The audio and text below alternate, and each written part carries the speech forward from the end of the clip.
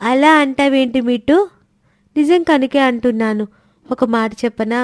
మన వాళ్ళని మనం ఎంత ఇష్టపడతామో చెప్పే సమయం ఎప్పుడొస్తుందో తెలుసా?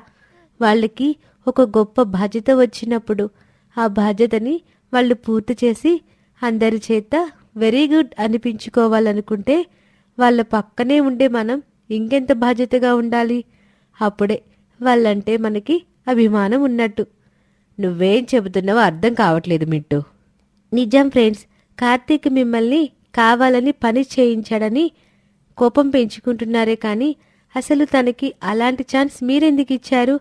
మన మిత్రుడు ఎప్పుడు మన వల్ల మాట పడకూడదని కదా మీరు ఆలోచించాలి అంటూ మిట్టూ చిలక ఒకవైపు స్నేహధర్మం గురించి, అందులో స్నేహితులుగా ఉన్నవారికి ఉండాల్సిన బాధ్యతల గురించి వివరంగా చెప్పి, అందులో భాగంగానే తన ఉదాహరణని చెప్తూ, ఆ రోజు మా నాయకుడు నా ఫ్రెండ్ కనుక తన మాట విని నేనటు వెళ్ళిపోయానన్నా.